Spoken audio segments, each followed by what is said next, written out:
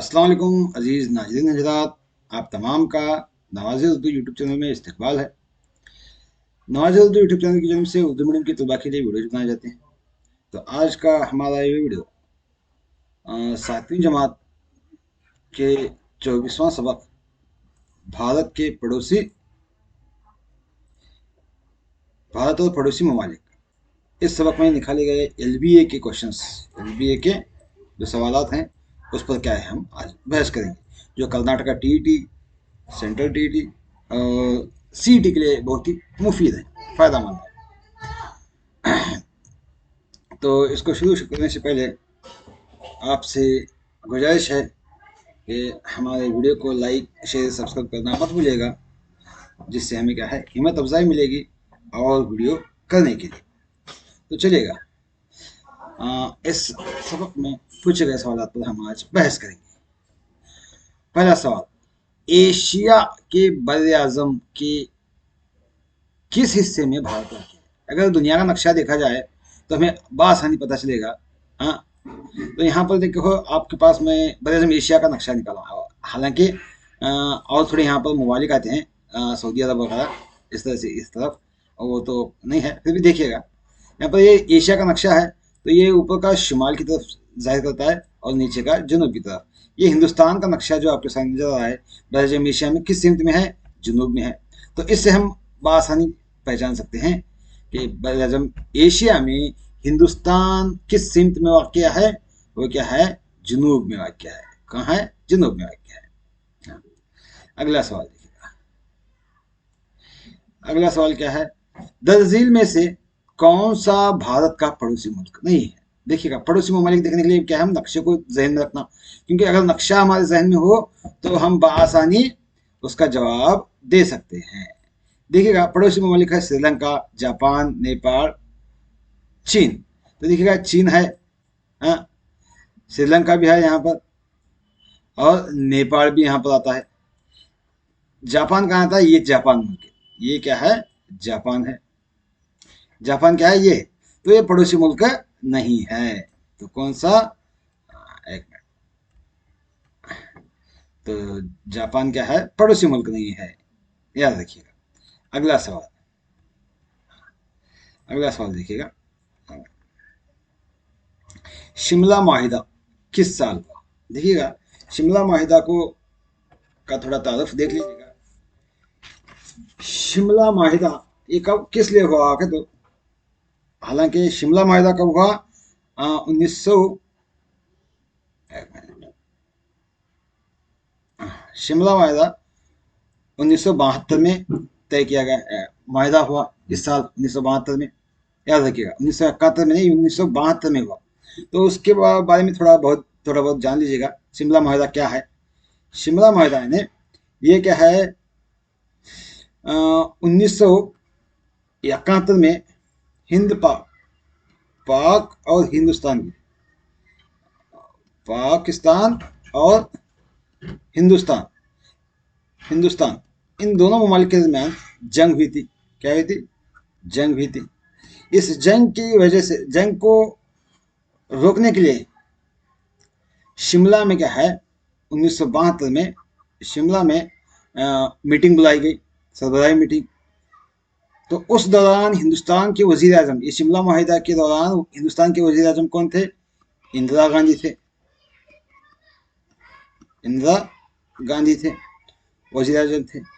और उन्होंने इस इजलास में शिरकत फरमाकर इस जलसे में क्या है, कश्मीर समेत तमाम बाहमी मसाइल पर अमन मुज़ाकरात करके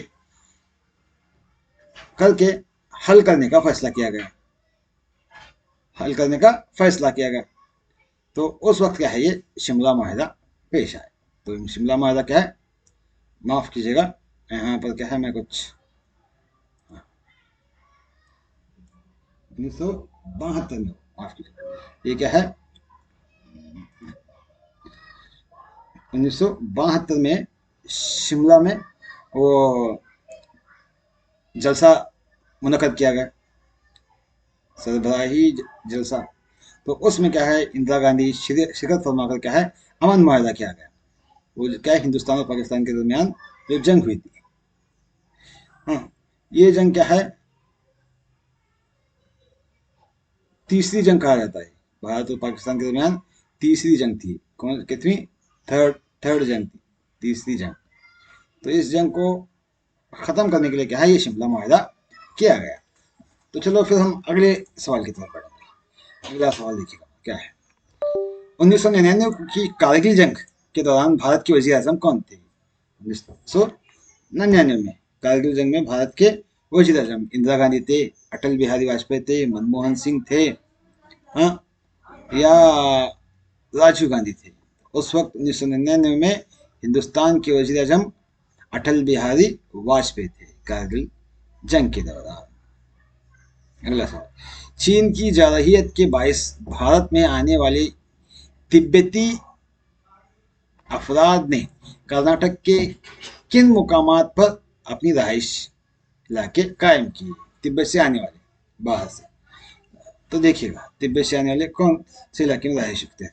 उन्होंने क्या है, मैसूर बेलूर में, या मंडगूद और कारवार में, या मंडगूद और बेलुकोप्पी में, या चौथा ऑप्शन मैसूर और बेंगलोर में। तो सही जवाब क्या है इसका, मंडगूद और बेलुकप्पा में क्या है, उन्होंने अपने रहायशी मकाम कायम किए। तो ये तिब्बत कहाँ थे दुनिया के नक्शे में, यहाँ पर देखिएगा चीन के हिस्से में, आपको बताता हूँ मैं, चीन के हिस्से में, इस हिस्से में क्या है तिब्बत आते हैं। एक मिनट, दूसरा रंग का सफेद, यहाँ पर ये हिस्से में क्या है तिब्बत आता है, याद रखिएगा तिब्बत आता है इस हिस्से में। हाँ हाँ, तो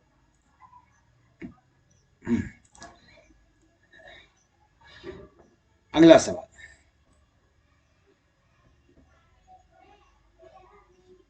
सवाल क्या है देखिएगा, सार्क तंजीम किस साल कायम की गई? सार्क तंजीम का कयाम किस साल अमल में आया?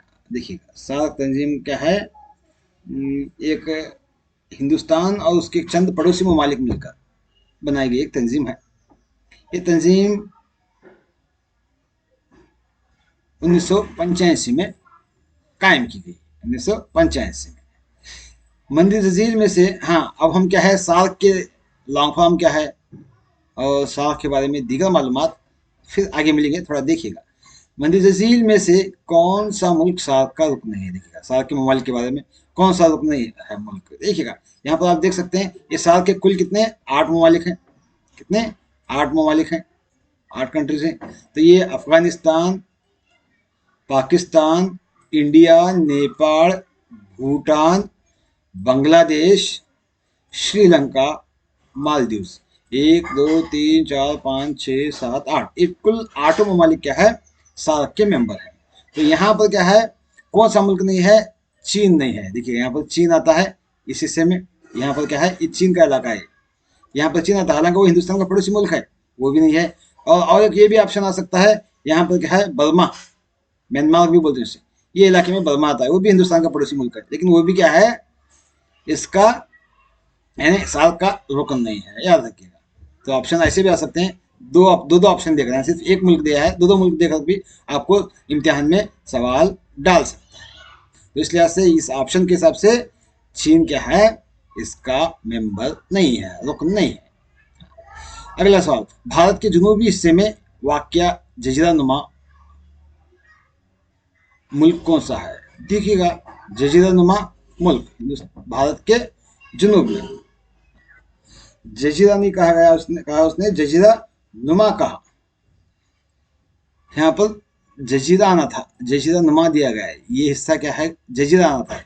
ऑप्शन के हिसाब से ये क्या है श्रीलंका है, सही जवाब जजीरा क्या है श्रीलंका है। जजीरा और जजीरा नुमा, जजीरा खत क्या है, जजीरा नुमा खत क्या है, देखिएगा जजीरा यानी जिसके चारों तरफ क्या है पानी हो उसको जजीरा बोलते हैं, जैसे श्रीलंका है। जजीरा नुमा यानी हिंदुस्तान की एक उसकी मिसाल है, बेहतरीन मिसाल।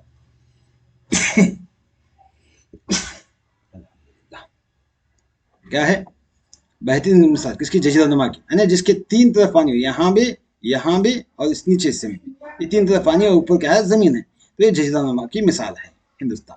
तो जजीरा आना था सवाल, मिस्टेक, जवाब सवाल में क्या है कुछ गलती है। तो जुनूब में देखें तो श्रीलंका ही एक मुल्क है, तो वही क्या है इसका सही जवाब है, लेकिन वो जजीरा सवाल इस तरह से आना था। तो आगे चलो अब हम खाली जगह को फुल करेंगे। देखिएगा खाली जगह, पहला खाली जगह क्या है? तिब्बती राहिब। राहिब यानी मजहब को फैलाने वाला, बुद्ध मजहब को फैलाने वाले को राहिब कहा जाता है। तो तिब्बती राहिब डैश है। तिब्बती राहिब का नाम क्या है? दलाई लामा है। क्या है? दलाई लामा। दलाई लामा। सार्क ममालिक की तादाद, अब ऊपर देखा, सार्क ममालिक की तादाद 8 है। पंचशील की शिकस्त का साल, पंचशील क्या है? किस साल शिकस्त दिया गया? पंचशील का शिकस्त का साल क्या है? वो 1954 का भी कहलाता है। भारत और चीन के दरमियान सरहदी को क्या कहा जाता है? भारत और चीन के दरमियान सरहदी को, यहाँ लिखता हूँ, इसका जवाब वो है क्या है? मैकमोहन लाइन है। McMahon line. हाँ। और चट्टागांग दरिया से भारत आने वाले पनाह गुज़ीरों को क्या कहा जाता है? चट्टागांग से आने वाले भारत के पनाह गुज़ीरों को चक्का कहा जाता है। क्या कहा जाता है? चक्का। चक्का कहा जाता है, याद रखिएगा। हाँ। अब हम क्या है, थोड़ा तफसीली जवाब भी देख लेंगे ताकि हमें इम्तिहान में आसानी हो सके, टीईटी सीईटी वगैरह में। हाँ। देखिएगा सवाल और एक आना था, वहाँ यहाँ नहीं दिया गया, फिर भी देखिएगा। साल का तौसीक कीजिए, साल को तौसीक करें तो उसको उर्दू में आता है जुनूबी एशियाई इलाकाई ताउन की तंजीम, उर्दू में। और अंग्रेजी में भी मैं आपके सामने यहाँ पर स्क्रीन पर उसका एक लोगो के साथ आपके सामने पेश किया हूँ। साहब, south Asian association for regional cooperation, यानी इम्तिहान में उर्दू में ही डाल सकते हैं टीटी सीईटी में, इसलिए क्या है मैं उसको उर्दू में डाला है, कभी कभार इंग्लिश में भी डालते हैं। अगला सवाल देखिएगा, भारत के हमसाया ममालिक कौन कौन से हैं? अफगानिस्तान आता है, पाकिस्तान आता है, चीन आता है, नेपाल, भूटान, श्रीलंका और म्यांमार। ये तमाम क्या है? भारत के हमसाया ममालिक हैं, पड़ोसी ममालिक हैं। और श्रीलंका भी आता है हमसाया, याद रखिएगा। सार्क के कयाम का मकसद, सार्क किस लिए कायम किया गया? तो देखिएगा ऐसे सवाल भी आते हैं, एक मार्क्स के लिए इतना बड़ा सवाल आ सकता है। 10 में से सार्क के कायम का मकसद नहीं है, इस तरह से टीईटी में या सीईटी में आ सकता है। तो इसलिए क्या है, आपको इस तरह से उसको पढ़ना होगा, इन तमाम सवाल के जवाब को याद रखना होगा। देखिएगा, जनूबी एशियाई ममालिक के दरमियान बाहमी एतमाद और यकीन को बढ़ाना, एक इसका मकसद है। हाँ, जनूबी एशिया के अवाम की फलाह व बहबूदी को फ़रोग देना। हाँ, और इक्तिसादी, सकाफती और साइंसी मैदान में ताउन और शिरकतदारी करना। और तरक्की याफ्ता ममालिक से ताल्लुकात को मजबूत करना, तरक्की करने वाले ममालिक के साथ। ये तमाम क्या है? सार्क के मकासद हैं। हाँ, याद रखिए। अगला सवाल है, भारत और पाकिस्तान के दरमियानी बाकी मसाइल, कौन कौन से मसाइल अभी बाकी हैं भारत और पाकिस्तान के दरमियान? कश्मीर का तनाज़ा बाकी है, अस्करी कशीदगी बाकी है, और दहशत गर्दी भी बाकी है, यानी कभी कभार दहशत गर्द वहाँ से यहाँ आते हैं हिंदुस्तान में। हाँ, अब चंद ही महीनों पहले आपने सुना होगा कश्मीर में दहशत गर्दों ने चंद लोगों को मार दिया। तो इस तरह से क्या है, और आबी तनाज़ा भी है, अक़लियतों का तहफ़्फ़ुज़ और तिजारती व इक़्तिसादी तरक्की वगैरह। ये तमाम क्या है? भारत और पाकिस्तान के दरमियान के बाकी मौजूदा मसाइल हैं। अब देखिएगा 18वां सवाल,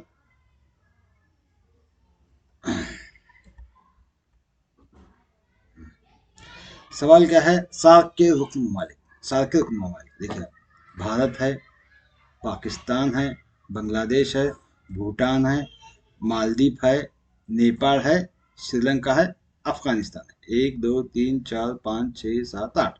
तो आपके सामने यहाँ नक्शे में भी देख सकते हैं, अभी भी आपको मैं बताया।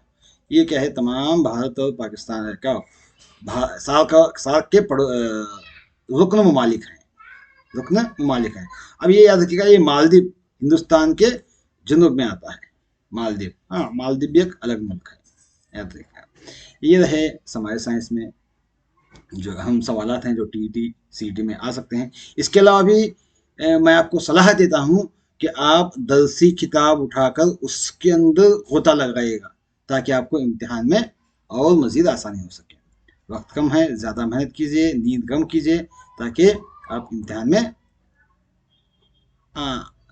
زیادہ سے زیادہ نمبرات حاصل کر سکیں۔ یہ ہمارے واٹس ایپ اور ٹیلی گرام گروپ ہیں، ان کیو آر کوڈ کو اسکین کر کے اس میں آپ شامل ہو سکتے ہیں، مزید معلومات وہاں سے بھی حاصل کر سکتے ہیں۔ امید ہے کہ آپ کو ہمارا یہ ویڈیو پسند آیا ہوگا۔ لائک، شیئر، سبسکرائب کرنا مت بھولیے گا، تاکہ ہمیں ہمت افزائی ملے کہ اور ہم آپ کی خدمت کر سکیں۔ انشاءاللہ پھر ہم اگلے ویڈیو میں ملاقات کریں گے۔ اللہ حافظ۔